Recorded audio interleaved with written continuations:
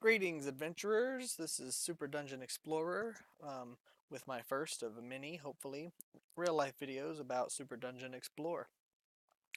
Today's video is tips to speed up arcade mode.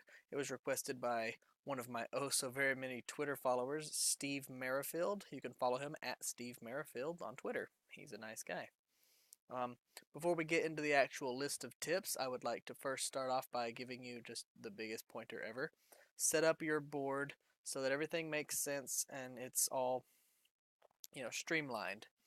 In my case, I have these cards that I've made in my spare time that are of the abilities that are printed in the middle of the card between the picture and their actual actions that they can use. So Berserk and Tough for the Claw Tribe Barbarian I have near her, and then Surefoot for my Ranger I have. So the reason for the cards that I made them was so they're bright, they're in your face. You don't have to flip your card to see what they do if you've forgotten because they're adding more and more abilities as time goes on.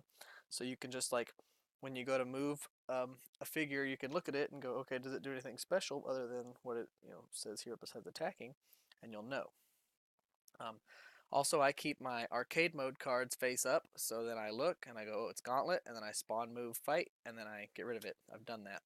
That's how I know I've completed it, and then you can look at the next one and know that it's fight. And it's people might not like that because you can tell what they're going to do next turn, so you could just leave Gauntlet and then do your turn, and then they can go and then do that, and then you could take your turn again, and then you could move it, and then you know that way people might think that it's insider information. Oh, they're not going to fight next turn. I could set up like this, so you can leave it however you want to leave it. Um, I keep my tile effects over here, and for new players, if you don't know what the tiles do, if you're not familiar with all of the little ins and outs of the boot and the brambles and the buildings and stuff, here they are. This is how the boot is difficult, and the structure is the house inside the square tile, and then the brambles are the ones that poison you. So in case you are new to Super Dungeon Explore, the tiles with the little white lines around them, if you look on my board here, you can see. We can get you a little closer. Zoom. Get in there. Yeah. All these tiles with the little white line around them are going to have some sort of effect. And this one's the building, and it tells you in the cornices the little boot for the difficult terrain. All right. And this is my setup that I've got going on. It's really big today for this sake of demonstrating, but usually it's as big as it just has to be. This is just spread out everywhere so I could talk about all these different topics. All right, let's get it so you can see the first tile really well because we're going to talk about the first tile the most. All right, as you can see here, I've got no spawn point and I've got heroes, or I've got monsters from all the different sets, but we're going to get there. So now we're going to look at our list of tips and we're going to go through it. Tip number 1 is going to be play without explore cards. That is something that will definitely speed up your game. Not a whole lot, but it will speed your game up. Like if I've got the explore cards, I'll show you and we'll go over them. So if you're playing with the explore cards and you're in arcade mode, you walk into a room and the doors are locked, or you walk into a room and there's a trap, these things can slow you down, and these things, some of them can make your game take longer. Like this one says, you may not leave until the party spends 1 dungeon key to unlock the doors. There's locked doors again. So these can take time, and especially to new players, and you just want to play, this is something you might not want to think about, or I use them. I've used them in a bunch of different ways, and there's a bunch of different suggested ways to use them over on the forums because they are an undervalued card. They're very good if you play with them often, if you play a lot of Super Dungeon Explore. There's a lot of different ways to use them, and I won't go over those. Maybe if someone wants to know explore card variants, that could be another video in the future. So just play without explore cards in an effort to speed up your arcade mode. Number 2 would be play more than one hero. In this case, I'm playing alone, but I'm playing 2 heroes. You could play 3 heroes, and remember that every time you add a hero, you add a tile. The game's going to take longer. So if you're sitting by yourself on a rainy Saturday and you don't have a job and you're making videos for people on YouTube, you could put 6 tiles on here and you could just go through 6 tiles to your heart's content. You could have a team of like 5 for all I care and just play through, make up your own rules and have a blast, and it'd probably be really fun. So that's going to speed your game up in one way by allowing you more options because everyone's playing different things. So if it's you and a friend and they've got 2 heroes and you've got 2 heroes, then you can coordinate very well. Like, oh well, we need a healer next turn, so activate that one. Or if you're playing the activate, 2 heroes rule, stuff like that. So that can be beneficial to speed your game up. I think I saw it in the rule book. I think I saw it in the rule book. It's been a while since I've actually read that thing. That when your hero dies, instead of going using your princess coin and respawning that hero, also you could respawn a different one. So if, like, say I am playing and my Glimmer Dusk Ranger dies, and I'm like, well, she wasn't really doing anything anyway, and then instead of spawning her, I would still spend my princess coin, but you could get another hero from your, you know, troves of heroes that you have. You could get something more melee or something that you think would fit the situation better. Or if your friend is with you and he goes, yeah, you should get the healer out of the box, we don't have her, okay, we'll do that. And so, yeah, keep track of who you're spawning and play more than one hero would speed that game up for sure. No spawn point on the first tile, and that goes back to what we're demonstrating here. So there is no spawn point on this tile, and I have monsters all over it. So what this is representing in my mind is that if I walked in this room, not every room in a dungeon spawns monsters. If you've played video games before, sometimes monsters are spawned by certain points, and their spawn point is at the far back, and you get to it, things like that. But most video games, since this is based on video games, just have monsters in places. They've wandered in here from somewhere. Maybe like if you had different tiles hooked up to this tile, and you had some zombies over here and some mushrooms over here, and you get your kobolds back here, then they could just wander into this tile. It's, the first tile is just like pretty much a hallway, and bad guys have populated it on their own. And that could be the way you imagine it. And that way you don't have to deal with a spawn point. You don't have to deal with a mini boss on the first tile. And that will speed your game up a lot as well. So you still get to kill heroes or monsters, and you still get loot, and all those things are good. And it just takes less time, which is the goal. We're going to take less time. We're speeding it up. So we're going to, yeah. The fourth one is going to be place extra chests on the first tile, or you can do what I like to call a buried treasure technique. In this scenario, so right now I've got 3 chests on the first tile. I've got a chest here. I've got a second chest way back here. So I put them so that if you're going to get more than one chest, you got to work for it.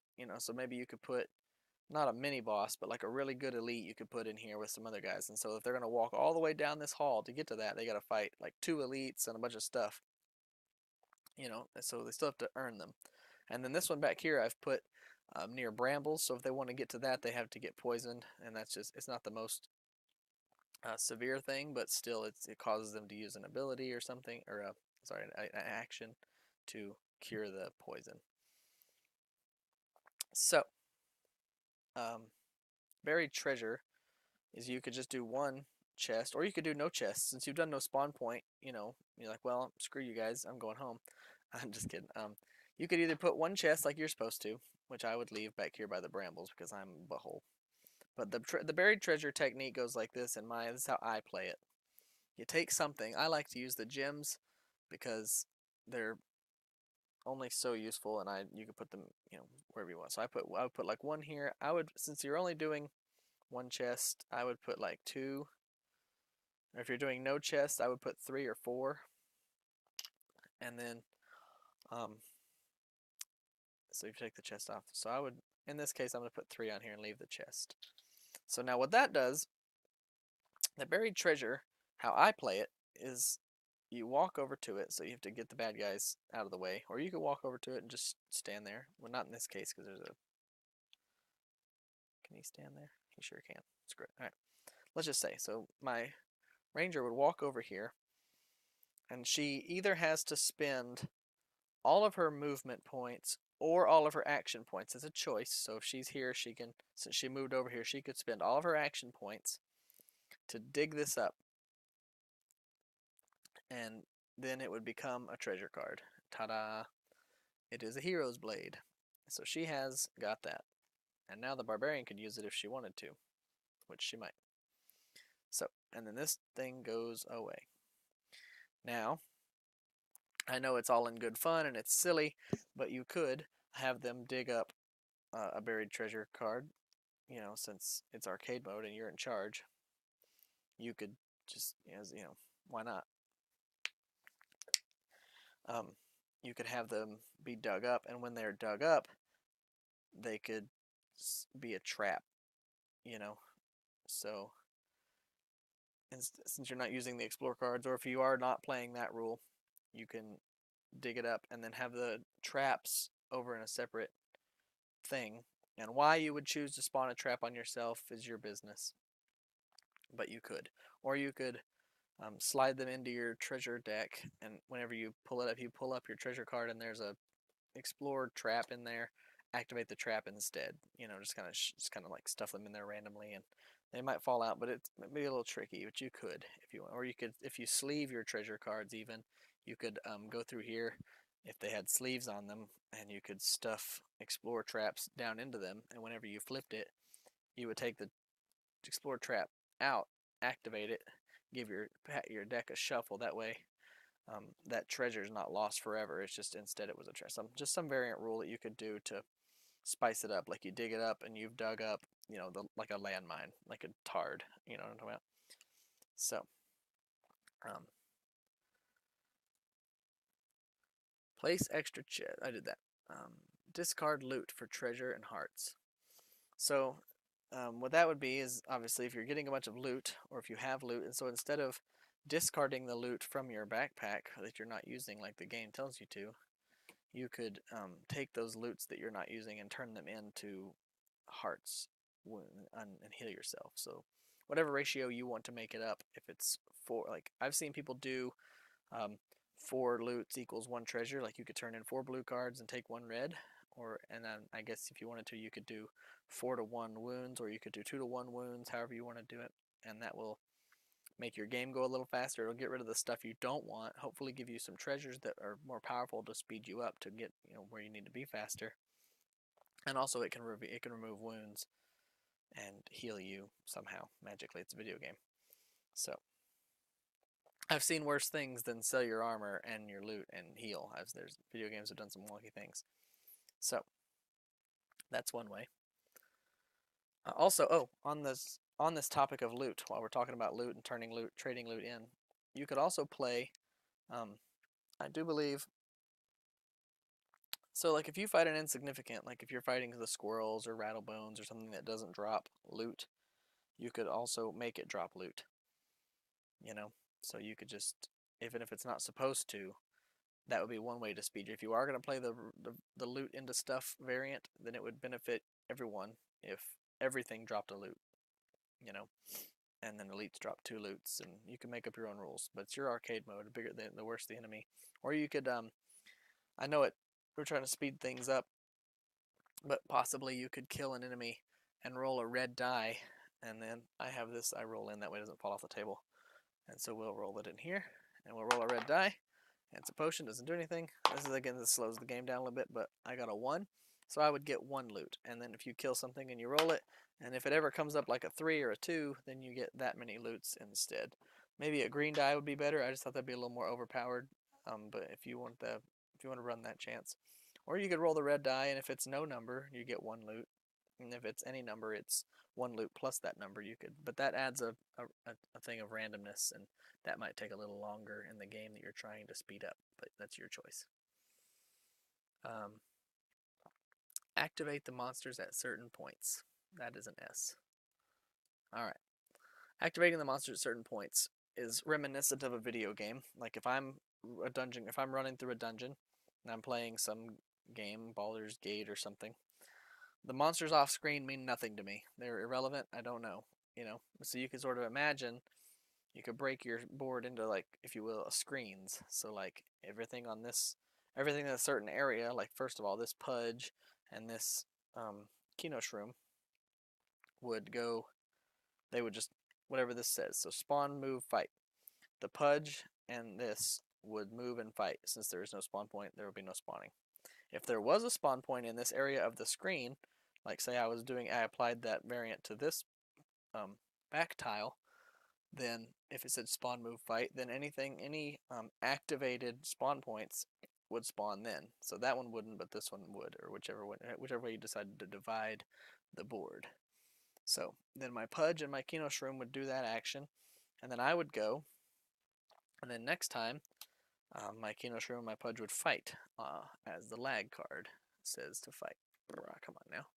It's going to be difficult? Of course it is. Yeah, there we go. Sorry, everybody. So then, anyway, just the creatures that you've decided to move will move and act and do whatever. So then if you kill this Pudge, if you set the condition that when this Pudge dies, these monsters activate, then if you kill this Pudge, then these other 4 monsters will start coming at you, even if the Kino Shroom is still alive. Or you can do it so that, like, if she walks in, like if someone walks in this inside these walls, like if she stands here, they're still not active, and if they're here, they are active. They turn on. So even if she leaves after that, they're activated now. And what that could do is that could give you like a small breather, like you could come in here, you could have a turn, if you will, to use an action point to heal or whatever you need, and then you could carry on about the game, however you decide, because you're the arcade mode, you are your own DM or whatever in this case. And so that is one thing you could do. So either in groups or just as areas, like whenever she gets to here, they activate, like all these ones will activate, and then these won't activate until someone comes in here. So you have the chance to kill everyone back here, kill everyone around this way, and then go in this room. Or you could, however you want to do it. That's just one way that I speed up arcade mode, by making it easier to kill. Because if you're taking time to move every one of these, if it says move, and you're moving 16 monsters, that takes a little more time. So it's easier for like 2 or 3 monsters to move and fight than it is, you know what I'm saying? Anyway, and then you have less also crowded hallways. So like if you're playing arcade mode and everything says move and they all just go like this and they just block your hallway, and the only way you're going to get there is to kill 4 things in a row, that gets a little ridiculous because they can't come in here, you know what I'm talking about? If there's something in the way. So if you do it so that only certain things, then if you go here, now they activate, there's more space for everyone to navigate. Anyway. Now, activate all heroes. In this scenario, I've only got 2 heroes, so it doesn't really matter. But if you're playing with 3 heroes, because you want to have a ranged, a melee, and a healer, and you want to do that, then you have 3 tiles. Then on your turn, all your heroes will go. Pardon me. And that it would be more reminiscent of a video game. Say if I'm playing with my friends on the PlayStation and I plug in 4 controllers to play Champions of Norath, then we're all 4 taking actions and we're all doing everything, and monsters come at us, what I'm talking about? That's a little easier. And while this is sort of a turn-based strategy game, it is, but you would have the option to take all your actions and make good choices before the enemies had their turn to set up on you. Things like that. Rolls per turn, or fast rolling. Now, since we have Wrath, we know that the monsters are going to attack the creatures with the most Wrath. And since you know that, if you walk your Barbarian in here, and she's a melee character, and she's got 8 Wrath, then you know the Barbarian's going to get hit, more than likely, whenever there's a move in a fight. So if it says move, fight, they're going to move and fight. That's just an example. Here we go. So now it says move and fight. So you know they're all going to move over here and try to fight her because she's got the most Wrath. They're not going to usually walk around her unless your Ranger has the most Wrath, more than likely. But since you know that your Barbarian's going to get hit 4 times, and you know that her armor is 3 blue, you could just go ahead and roll 3 blue 4 times.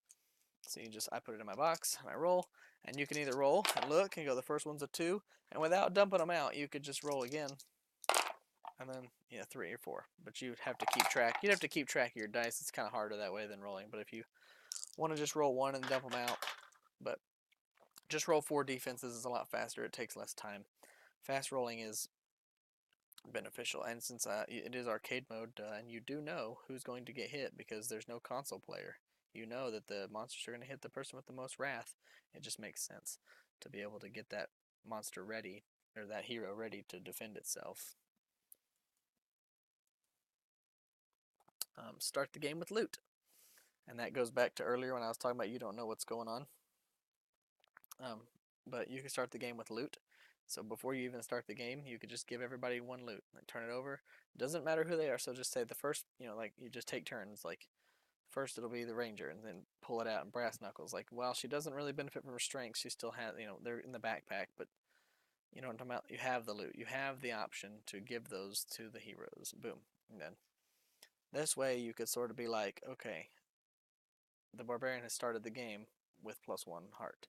And yes, you could put it back in the backpack and get it out, and most people do. Sometimes I don't, not gonna lie. Sometimes I just equip it like a regular video game. Just go, this is your item. And then if I don't want it, I go, okay, well, let's give it to the ranger instead. I don't really play like a full backpack. Unless I'm doing a loot variant where I turn stuff in, then I keep it for trading it into treasures. Also, on the note of starting the game with things, you can start the game with a key or two or whatever. Like, maybe they got them in a previous battle, and they've been carrying them around. But you give your heroes a key, and that way if you do play the multiple chest variant, they're guaranteed to open one without having to, smash or pick all three, since there is no spawn point and no mini boss on this tile to unlock that. You can just give them a key.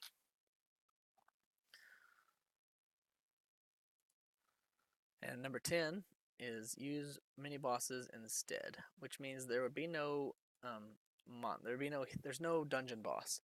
So you're gonna blow up this. You're gonna go back here.